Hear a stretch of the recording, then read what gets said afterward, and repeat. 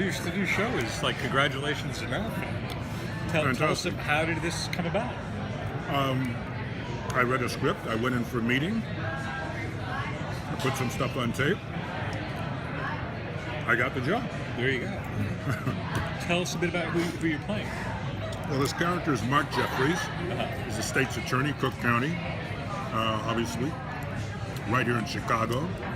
And these stories are about what goes on in a big city and how our office can prosecute those who are guilty of crimes.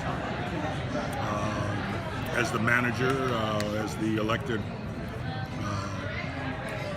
boss in the state's attorney's office, I'm tasked with seeing that our group takes care of business for the city of Chicago.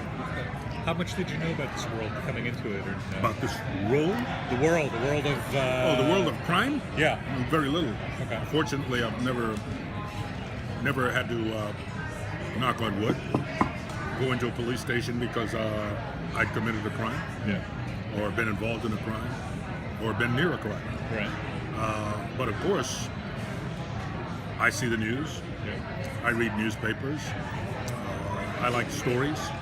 So, you know, this kind of story is probably as old as storytelling has been around. But we're really fortunate that, you know, with Dick Wolf, we have a history of good storytelling and shows that work. So it was not a huge leap to believe that this could work. Is your state's attorney, is he more a politician or more, I want to get the truth and justice? That's an excellent question. I think he's an ambitious politician and also a dedicated servant. And so there's a bit of ambiguity there. And I think with Mark Jeffries, that's part of the fascination of him. You know, depending on who's watching and how he behaves, one could accuse him of being a do-gooder or an ambitious a-hole. You know, depends on who's watching and who's doing the judging. No, not unusual. No, how about in any big city politics? So yeah. And while you're in Philip's character, butt heads a lot, or? You know, there's not a lot of butting heads so far, but there is. I'd say there's disagreement. There's a bit of conflict, and you know, if your boss wants you to get something done, and it's not, excuse me, it's not getting done fast enough, or in the way that he thinks it should get done, he's going to let you know it, right? And so Mark Jeffries lets Peter Stone know from time to time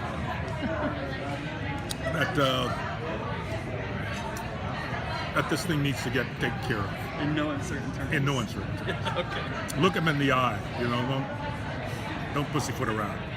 And it sounds like, from talking with the people we've talked to so far, Michael, that there's going to be an opportunity to see all sides of the story and to really be informed about what we'll see. You know, I think so. I hope so.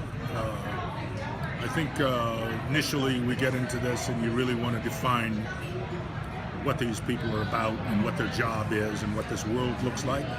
But ultimately, you know, how you walk into work is predicated on the night before, the day before, the morning of, and stuff happens to get you to work. Yeah. You know, so hopefully there will be some exploration of their personal life and revelation of who they are as human beings. And it's not all about solving the crime and only the crime. I think we've sort of got some nuance in there where so far there's a bit of that. But again, we're still defining the world for audiences. You know. Do you get to do some courtroom stuff? Do I get a what? Do some courtroom stuff? Or? No, you know, in researching and asking questions about the guy who did this job, very seldom did the actual state's attorney go in. All the essays are doing the grunt work, you know. His job is to manage more than anything else. And personally, I kind of like that. I like the idea that he's a manager, you know, and also that his ambition provide some place for him to go, and why he manages the way he does has a lot to do with where maybe he is looking to go, you know. So there's an awful lot of value in that kind of character. Did you base him on anybody? Or? Not really. I think the words that the writing group has given so far are great words, but I try to, with every role I've ever done, I try to bring certain things to it that ultimately are kind of the way I'd like to see the world. Okay. You know, and there's certain words for me that are important for audiences, for people to sort of grasp onto. And so I try to take a lot of that and really infuse whatever I'm doing, you know, with that. And so far it's worked after 45 years. People seem to remember me in those performances because regardless of what's on the page, what I try to bring and what I try to, the pictures I try to paint, you know, hopefully have a lot of those qualities that I try to bring to the screen, things that I believe in, and, you know, and things that I've said this many, many times over the years, but one of the things I wanted to do when I was very young was I wanted my sons to be able to look at something that I did and never wanted them to ask the question, Dad, why'd you do that? I wanted them to look at it and go, whoa, man, you know? And so whether they're my biological sons or all the sons that every man has, you know, then you have them not ask, why did you do that? To me, that's it's a worthy part of the job that I decided to do a long time ago. So Justice obviously is a spin-off or a spin-in, whatever they're calling it, of the 3 series. How important is it to establish itself as its own show also? Well, I don't see it as a spin-off, really. I mean, we were introduced in PD, you know, but that story really certainly was contained by, you know, the fact that it was really about these people in the state's attorney's office. And at this point, I mean, we're in the business of defining who we are and defining what this show is about. And personally, I think we've done it. You know, we're in 5 episodes in now, but I think right off the bat, in the first one, you know, it had a tremendous amount of definition and shape to it, and it wasn't like you had to say, okay, this is not quite clear. When I read the script, to me, it was so clearly what it was, which is why I wanted to be part of it. Any piece of advice that Dick Wolf gave you going in, or none? Words of wisdom, or nothing? Or? No, you know what? I mean, he's wise, period. Yeah.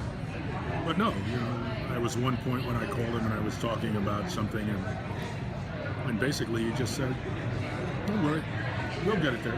We'll get it there. And you know what? We got it there. Mm-hmm. So he, he's done this. Yeah. He's done this. He's been there and done that. So security is, you know, being a part of one of these shows, it's a very secure feeling, you know, from the very top. I mean, it's run so well, and people just seem to do their job, get along, and keep moving. You said you like to make your characters memorable. What will people remember about this year? Well, hopefully that's going to be up to the person who's watching. Hopefully I will infuse him with enough stuff that you can choose what is memorable to you. Anything you'd like? Anything, a lot of things I'd like. Are you kidding me? A lot of things I'd like.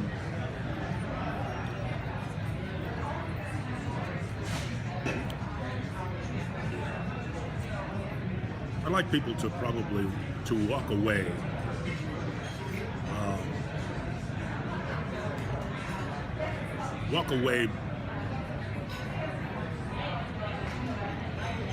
with some of their preconditioned ideas dispelled. To for a moment, for a second, for an hour, lose themselves in this show and find some appreciation in Mark Jeffries that they could not have imagined earlier. You know, to see character crafted that is a side of Carl Weathers that they hadn't experienced before. And ultimately, that you know, they want to come back next week and check it out again, and then the following week again, and then again and again. And if we do that, then we'll be successful. That to me is success. My job is simply to get there and